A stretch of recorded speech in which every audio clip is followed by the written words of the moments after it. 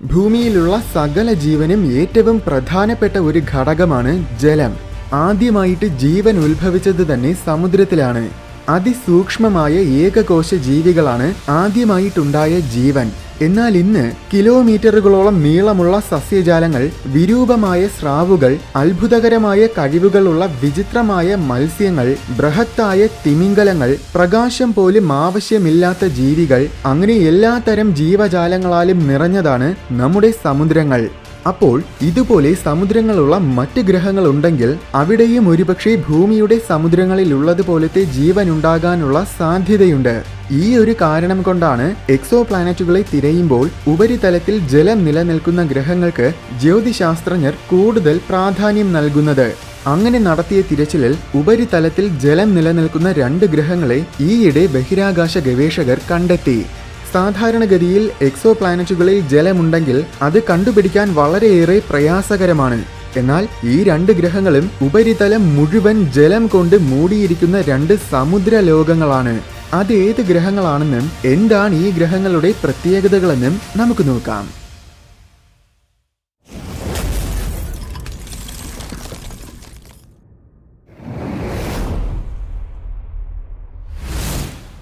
(219 പ്രകാശവർഷങ്ങൾക്കകലെയുള്ള ഒരു star system അഥവാ നക്ഷത്ര വ്യൂഹമാണ് കെപ്ലർ 138. ഒരു റെഡ് ഡ്വാർഫ് നക്ഷത്രമാണ് ഈ സിസ്റ്റത്തിലുള്ളത്. ഈ സിസ്റ്റത്തിൽ മാത്രമല്ല, നമ്മുടെ മിൽക്കി വേയിൽ തന്നെ ഏറ്റവും കൂടുതലുള്ളത് ഇത്തരം ചുവന്ന കുള്ളൻ നക്ഷത്രങ്ങളാണ്. ഈ നക്ഷത്രത്തിന് ചുറ്റും 3 ഗ്രഹങ്ങൾ വലം വയ്ക്കുന്നുണ്ട്. ഈ ഗ്രഹങ്ങളെ ശരിക്കും 2014 തന്നെ കണ്ടുപിടിച്ചതായിരുന്നു. പ്രശസ്തമായ കെപ്ലർ സ്പേസ് ടെലിസ്കോപ്പാണ് ഇവയെ കണ്ടുപിടിച്ചത്. ഇതുവരേക്കും 5100-ൽ കൂടുതൽ എക്സോ പ്ലാനറ്റ്സിനെ കണ്ടെത്തിയിട്ടുണ്ട്. അതിൽ ഭൂരിഭാഗം ഗ്രഹങ്ങളെയും കണ്ടെത്തിയത് കെപ്ലർ ടെലിസ്കോപ്പ് തന്നെ. ട്രാൻസിറ്റ് മെത്തേഡിലൂടെയാണ് കെപ്ലർ 138 സിസ്റ്റത്തിലുള്ള ഗ്രഹങ്ങളെ കണ്ടുപിടിക്കാൻ കെപ്ലർ ടെലിസ്കോപ്പിന് സാധിച്ചത്. നമ്മൾ ഒരു നക്ഷത്രത്തിനെ നിരീക്ഷിക്കുന്ന സമയത്തിൽ അതിന് മുന്നിലൂടെ ഒരു ഗ്രഹം കടന്നു പോവുകയാണെങ്കിൽ ഗ്രഹം നക്ഷത്രത്തിനെ മറയ്ക്കുന്നതുകൊണ്ട് വളരെ ചെറിയ രീതിയിൽ നക്ഷത്രത്തിന്റെ പ്രകാശം മങ്ങുന്നതായിട്ട് നമുക്ക് കാണാൻ കഴിയും. അങ്ങനെയാണ് അവിടെ ഒരു ഗ്രഹമുണ്ടെന്ന് നമുക്ക് കണ്ടുപിടിക്കാൻ സാധിക്കുന്നത്. അല്ലാതെ എക്സോ പ്ലാനറ്റുകളെ നമുക്ക് നേരിട്ട് കാണാൻ വളരെ പ്രയാസമാണ്. അപൂർവം ചില ഗ്രഹങ്ങളെ മാത്രമേ അങ്ങനെ നേരിട്ട് കണ്ടിട്ടുള്ളൂ. ട്രാൻസിറ്റ് മെത്തേഡിന്റെ ഒരു വലിയ പോരായ്മ എന്താണെന്നാൽ ഭൂമിയിൽ നിന്ന് നോക്കുന്ന നമ്മുടെ ലൈൻ ഓഫ് സൈറ്റും നമ്മൾ നോക്കുന്ന നക്ഷത്ര വ്യൂഹത്തിന്റെ പ്രതലവും സമാനമായിരിക്കണം.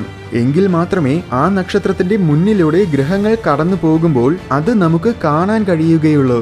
കെപ്ലർ 138 അങ്ങനെ ആയതുകൊണ്ടാണ് അവിടെയുള്ള ഗ്രഹങ്ങളെ നമുക്ക് കാണാൻ പറ്റുന്നത്.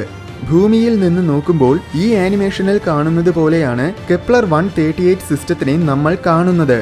അതിനു ചുറ്റും 2 ഗ്രഹങ്ങളെയാണ് ആദ്യം കണ്ടെത്തിയത്. എന്നാൽ വീണ്ടും തുടർന്ന് നടത്തിയ നിരീക്ഷണങ്ങളിലൂടെ 3ാമത്തെ ഗ്രഹത്തിനെയും കൂടെ കണ്ടെത്തി. ഈ 3 ഗ്രഹങ്ങൾക്ക് പുറമെ 4ാമതൊരു ഗ്രഹവും കൂടെ ഈ നക്ഷത്ര വ്യൂഹത്തിലുണ്ടെന്നാണ് ഇപ്പോൾ സംശയിക്കുന്നത്. പക്ഷേ അത് സ്ഥിരീകരിച്ചിട്ടില്ല.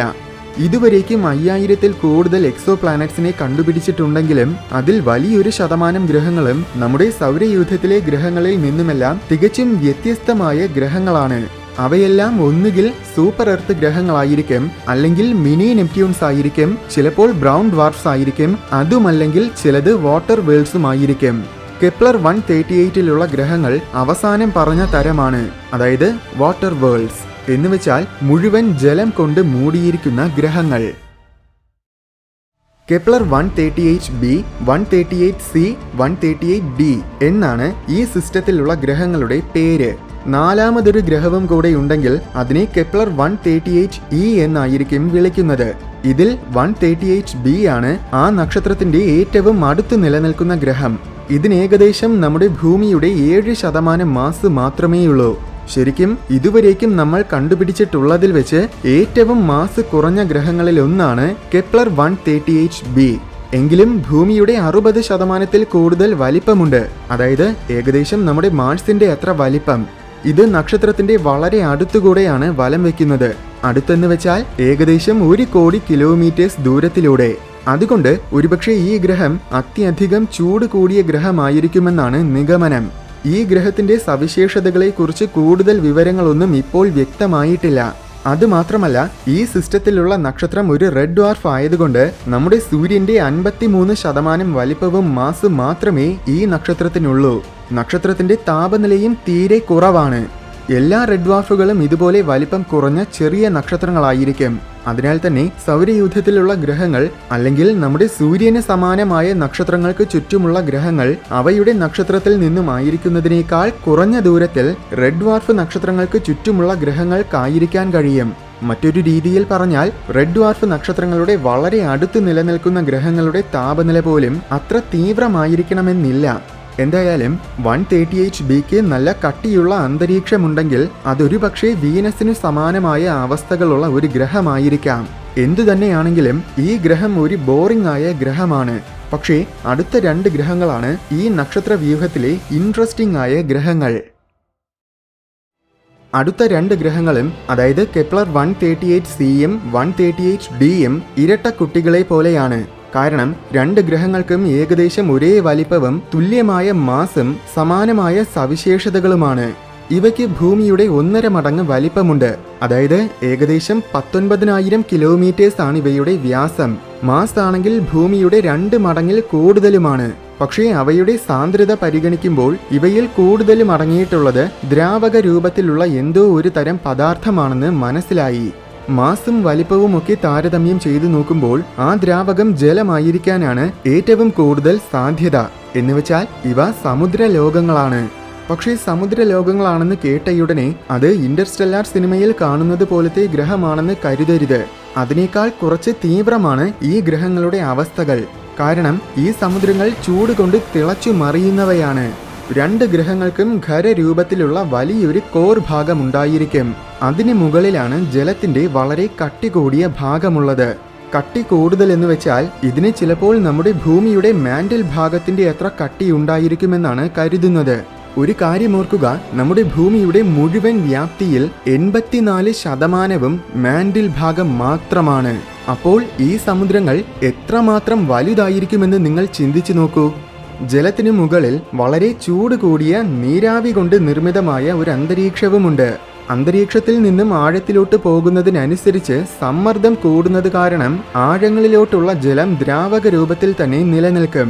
ഇവ നക്ഷത്രത്തിന്റെ വളരെ സമീപത്തുകൂടെ വലം വയ്ക്കുന്നതാണ് ഈ ഗ്രഹങ്ങളിൽ താപനില കൂടാനുള്ള പ്രധാന കാരണം. രണ്ടാമത്തെ ഗ്രഹം അതായത് കെപ്ലർ 138c നക്ഷത്രത്തിൽ നിന്നും ഏകദേശം വെറും 136 ലക്ഷം കിലോമീറ്റേഴ്സ് ദൂരത്തിലാണ് നിലനിൽക്കുന്നത്. അത് വെറും 14 ദിവസങ്ങൾ കൊണ്ട് തന്നെ ആ നക്ഷത്രത്തിനെ ഒരു തവണ വലം വയ്ക്കും. എന്നുവെച്ചാൽ അതിന്റെ ഒരു വർഷം എന്നത് വെറും 13 ദിവസങ്ങളാണ്. മൂന്നാമത്തെ ഗ്രഹം ഏകദേശം 200 ലക്ഷം കിലോമീറ്റേഴ്സ് ദൂരത്തിലൂടെയാണ് വലം വയ്ക്കുന്നത്. അതിന്റെ ഒരു വർഷം എന്നത് വെറും 23 ദിവസങ്ങളും. 2 കോടി കിലോമീറ്റേഴ്സ് എന്ന് പറയുമ്പോൾ ഒരു കാര്യം ഓർക്കുക, നമ്മുടെ സൗരയൂഥത്തിൽ സൂര്യന്റെ ഏറ്റവും അടുത്ത് നിൽക്കുന്ന മെർക്കുറി പോലും സൂര്യനിൽ നിന്നും ഏകദേശം ശരാശരി 5 കോടി കിലോമീറ്റേഴ്സ് ദൂരത്തിലൂടെയാണ് വലം വയ്ക്കുന്നത്. അപ്പോൾ കെപ്ലർ 138 എന്ന നക്ഷത്ര വ്യൂഹത്തിന്റെ മുഴുവൻ വലിപ്പമെന്നത് നമ്മുടെ മെർക്കുറിയുടെ ഓർബിറ്റിന്റെ അത്ര പോലുമില്ല. എന്തായാലും ഈ 2 ഗ്രഹങ്ങളും സൂപ്പർ എർത്ത് ഗ്രഹങ്ങളാണെന്നായിരുന്നു പണ്ട് നമ്മൾ കരുതിയിരുന്നത്. ഖരരൂപത്തിൽ തന്നെ ഉപരിതലമുള്ളതും ഭൂമിയേക്കാൾ വലിപ്പം കൂടിയതുമായ ഗ്രഹങ്ങളെയാണ് സൂപ്പർ എർത്ത് ഗ്രഹങ്ങളെന്ന് പറയുന്നത്. എന്നാൽ ഈയിടെ നടത്തിയ പഠനത്തിൽ അതിന്റെ സാന്ദ്രത പരിഗണിക്കുമ്പോൾ അത് തീർച്ചയായും ഒരു ടെറസ്ട്രിയൽ പ്ലാനറ്റ് ആയിരിക്കാനുള്ള സാധ്യത തീരെയില്ല എന്നും പകരം അതൊരു ദ്രാവക രൂപത്തിലുള്ള പദാർത്ഥം നിറഞ്ഞ ലോകമാണെന്നും മനസ്സിലായി. അത് ജലം തന്നെയാണോ എന്ന് 100% ഉറപ്പിച്ച് പറയാൻ നമുക്കാകില്ല. പക്ഷേ നിരീക്ഷണങ്ങളുടെ അടിസ്ഥാനത്തിൽ നോക്കുമ്പോൾ അതിനുള്ള സവിശേഷതകളെല്ലാം ജലത്തിനു സമാനമാണ്. അപ്പോൾ അത് ജലം തന്നെ ആയിരിക്കാനാണ് കൂടുതൽ സാധ്യത. നിഗമനമനുസരിച്ച് ഈ ഗ്രഹങ്ങളിലെ സമുദ്രങ്ങൾക്ക് 2000 കിലോമീറ്റേഴ്സിൽ കൂടുതൽ ആഴമുണ്ടായിരിക്കുമെന്നാണ് മനസ്സിലാക്കുന്നത്. 2000 കിലോമീറ്റേഴ്സ് എന്ന് പറയുമ്പോൾ ഈ ഗ്രഹങ്ങളുടെ 50% കൂടുതൽ വ്യാപ്തിയും ജലത്തിനു മാത്രമാണ്. പക്ഷേ ഇത്രയും ജലമുണ്ടെങ്കിലും ഗ്രഹത്തിന്റെ മുഴുവൻ മാസിന്റെ ഏകദേശം 12% മാത്രമേ ഇതാകുന്നുള്ളൂ. ഈ ഗ്രഹങ്ങളുടെ രൂപീകരണം ഏകദേശം നമ്മുടെ സൗരയൂഥത്തിൽ തന്നെയുള്ള യൂറോപ്പ, ഗാനിമേഡ്, എൻസെലേഡസ് മുതലായ ചില ഉപഗ്രഹങ്ങളെ പോലെയാണ്. അതായത് ഈ ഉപഗ്രഹങ്ങൾക്ക് സമാനമായ സാന്ദ്രതയും ആന്തരിക ഘടനയുമാണ് കെപ്ലർ 138cക്കും 138dക്കുമുള്ളത്. ഈ പറഞ്ഞ സൗരയൂഥത്തിലെ ഉപഗ്രഹങ്ങളെല്ലാം തണുത്തു മരവിച്ച മഞ്ഞ് ലോകങ്ങളാണ്. സൂര്യനിൽ നിന്നും ഒരുപാട് അകലെയായതുകൊണ്ടാണ് ഇവയുടെ ഉപരിതലം മുഴുവൻ തണുത്തുറഞ്ഞു കിടക്കുന്നത്. പക്ഷേ ഈ മഞ്ഞുപാളികൾക്കടിയിൽ ദ്രാവക രൂപത്തിൽ തന്നെ ജലമുണ്ട്. അതേസമയം കെപ്ലർ 138 ഗ്രഹങ്ങളെല്ലാം അവിടുത്തെ നക്ഷത്രത്തിന്റെ വളരെ അടുത്തായതുകൊണ്ടാണ് ഉപരിതലത്തിലെ ജലം മുഴുവൻ ഐസ് ആകുന്നതിന് പകരം ചൂടുകൊണ്ട് തിളച്ചുമറിയുന്നത്. ഈ ചൂട് കാരണമാണ് ജലം നീരാവിയാകുന്നതും ആ നീരാവി വളരെ കട്ടികൂടിയ അന്തരീക്ഷമായിട്ട് നിലനിൽക്കുന്നതും. ആദ്യമായിട്ടാണ് ഒരു എക്സോ പ്ലാനറ്റിൽ ജലം നിലനിൽക്കുന്നതായിട്ട് സ്ഥിരീകരിച്ചതെങ്കിലും ഇത്തരം സമുദ്രലോകങ്ങൾ നമ്മുടെ ഗാലക്സിയിൽ ധാരാളം ഉണ്ടായിരിക്കുമെന്ന് പണ്ടേ തന്നെ ജ്യോതിശാസ്ത്രജ്ഞർ സംശയിച്ചിരുന്നു. ഈ നക്ഷത്ര വ്യൂഹത്തിനെ കൂടുതൽ സങ്കീർണമാക്കുന്ന മറ്റൊരു കാര്യവും കൂടെയുണ്ട്. കെപ്ലർ 138 നക്ഷത്രം വളരെ ചെറിയ രീതിയിൽ ഉലയുന്നുണ്ടെന്ന് നിരന്തരമായ നിരീക്ഷണങ്ങളിലൂടെ ശാസ്ത്രജ്ഞർ കണ്ടെത്തി. സമീപമുള്ള മറ്റ് ബഹിരാകാശ വസ്തുക്കൾ കാരണമാണ് നക്ഷത്രങ്ങൾ ഇങ്ങനെ ഉലയുന്നത്. നമ്മുടെ സൂര്യനും ഇതുപോലെ ഉലയുന്നുണ്ട്. അതിന്റെ കാരണം ജൂപ്പിറ്ററും. ശരിക്കും ജൂപ്പിറ്റർ സൂര്യനെ വലം വെക്കുകയല്ല ചെയ്യുന്നത്, മറിച്ച് സൂര്യനും ജൂപ്പിറ്ററും ഒരു കേന്ദ്ര ബിന്ദുവിനെ ആസ്പദമാക്കി പരസ്പരം വലം വെക്കുകയാണ് ചെയ്യുന്നത്. എന്തായാലും ഇതുപോലെ കെപ്ലർ 138 നക്ഷത്രവും ഉലയുന്നുണ്ട്. എന്നാൽ അതിന്റെ കാരണം ഇതിനു ചുറ്റും വലം വയ്ക്കുന്ന 3 ഗ്രഹങ്ങളുമല്ല എന്ന് മനസ്സിലാക്കി. അപ്പോഴാണ് 4മതൊരു ഗ്രഹവും കൂടെ അതിനു ചുറ്റും വലം വെക്കുന്നുണ്ടെന്ന് ശാസ്ത്രജ്ഞർ തിരിച്ചറിഞ്ഞത്. ഈ രീതിയിൽ എക്സോ പ്ലാനറ്റുകളെ കണ്ടെത്തുന്നതിനെയാണ് റേഡിയൽ വെലോസിറ്റി മെത്തേഡ് എന്ന് പറയുന്നത്. പക്ഷേ പല കാരണങ്ങളാലും നക്ഷത്രങ്ങൾ ഉലയാറുണ്ട്. അതിനാൽ തന്നെ ഈ രീതിയിൽ എക്സോ പ്ലാനറ്റ്സിന്റെ സാന്നിധ്യം സംശയിക്കാൻ കഴിയുമെങ്കിലും അത് സ്ഥിരീകരിക്കുക എന്നത് വളരെ പ്രയാസകരമാണ്. നിലവിൽ ഈ 4മത്തെ ഗ്രഹത്തിന്റെ നിലനിൽപ്പ് സ്ഥിരീകരിച്ചിട്ടില്ല. പക്ഷേ അങ്ങനെ ഒരു ഗ്രഹമുണ്ടെങ്കിൽ നക്ഷത്രം ഉലയുന്ന ശക്തി വെച്ച് നോക്കുമ്പോൾ അതിനേകദേശം നമ്മുടെ വീനസിന്റെ അത്രയെങ്കിലും മാസ് ഉണ്ടായിരിക്കും. ഈ ഗ്രഹത്തിന്റെ ഒരു വലിയ പ്രത്യേകത എന്നത് നിലനിൽക്കുന്നുണ്ടെങ്കിൽ അത് നക്ഷത്രത്തിന്റെ ഹാബിറ്റബിൾ മേഖലയിലായിരിക്കും സ്ഥിതി ചെയ്യുന്നത്. അതായത് ജലത്തിനു ദ്രാവക രൂപത്തിൽ തന്നെ നിലനിൽക്കാൻ കഴിയുന്ന മേഖല. അതുകൊണ്ട് തന്നെ ഒരുപക്ഷെ 2മത്തെയും 3മത്തെയും ഗ്രഹങ്ങളെ പോലെ ഇതും ഒരു സമുദ്രലോകമാണെങ്കിൽ ഇതിലുള്ള സമുദ്രം നമ്മുടെ ഭൂമിയിൽ കാണുന്നത് പോലത്തെ സമുദ്രം തന്നെ ആയിരിക്കും. പക്ഷേ 4മത്തെ ഗ്രഹത്തിനെ കുറിച്ചുള്ള എല്ലാം തന്നെ നിലവിൽ വെറും ഒരു സംശയം മാത്രമാണ്. നിർഭാഗ്യവശാൽ ഭൂമിയിൽ നിന്ന് നോക്കുമ്പോൾ ഈ ഗ്രഹം അതിന്റെ നക്ഷത്രത്തിന്റെ മുന്നിലൂടെ കടന്നു പോകുന്നില്ല. അതുകൊണ്ട് ഇതിനെ നിരീക്ഷിക്കാനും ഇതിന്റെ സവിശേഷതകൾ മനസ്സിലാക്കാനും അത്ര എളുപ്പമായിരിക്കില്ല. എന്തായാലും ഇനിയും വരുന്ന വർഷങ്ങളിൽ ജ്യോതിശാസ്ത്രജ്ഞർ ഈ നക്ഷത്ര വ്യൂഹത്തിനെ നിരന്തരമായിട്ട് നിരീക്ഷിച്ചുകൊണ്ടിരിക്കും.